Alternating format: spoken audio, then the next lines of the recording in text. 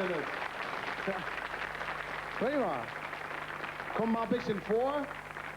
Wir haben den Monitor umgedreht und jetzt kommt endlich mal der Film. Wir sprechen immer die Proben davon, aber jetzt erst. Tendennis besteht seit 1971 und ist eine der am längsten existierenden Gruppen im Kölner Raum. Die Gruppe besteht seit 1976 in der jetzigen Besetzung. Mein Name ist Winfried Bode, ich bin 28 Jahre alt und habe die Gruppe Tendennis gegründet. Bei Tendennis singe ich, spiele Gitarre, komponiere und mache Texte. Neben der Musik beschäftige ich mich hauptsächlich mit Malen und Zeichnen. Ich heiße Franz Martin Willizil, bin an einem 11.11. abends um 11 Uhr in Köln geboren. In der Gruppe Tendennis spiele ich Gitarre, Akkordeon und singe und komponiere und Texte. Neben der Musik gebe ich noch 6 Schülern Nachhilfe in Englisch und Deutsch. Good afternoon. Welcome to Cambridge. Ich bin der Jürgen Bohler, ich spiele bei Tendennis die Bassgitarre und bin von Beruf Kreisinspektor.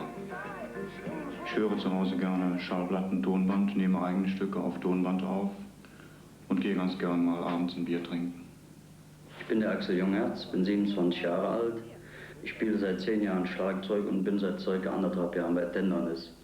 Ich studiere hier in Köln an einer Fachschule Sozialpädagogik. In meiner Freizeit arbeite ich mit Jugendlichen aus Köln in einer Kölner Jugendeinrichtung an Modellflugzeugen. Unsere Musik nennen wir Songrock, das heißt so eine Musik, wo Text und Musik gleichwertig sind und Gesang und das Melodische, der Liedercharakter stehen also stark im Vordergrund. Die Musik soll einfach sein, aber nicht oberflächlich, leicht verständlich für jeden. Und wir beabsichtigen also Kontakte zum Publikum zu schaffen und die Leute anzuregen, selbst Musik zu machen oder zu texten oder auch sonst irgendwie schöpferisch tätig zu sein.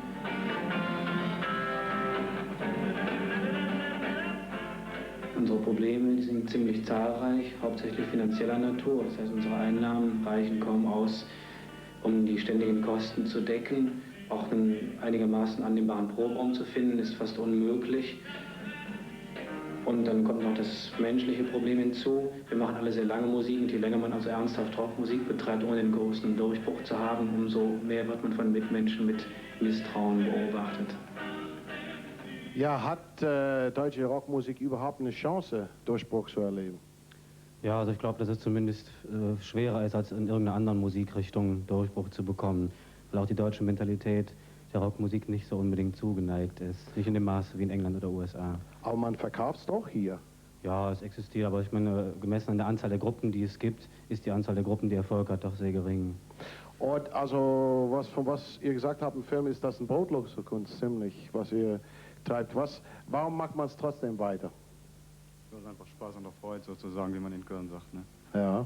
Naja, ich glaube, für mich ist das genug Grund. Ich wünsche euch, dass es vielleicht doch ein bisschen einen Durchbruch gibt. Wir versuchen zu helfen, so gut wir können. Nun, wie versprochen, kommt unser Stargast.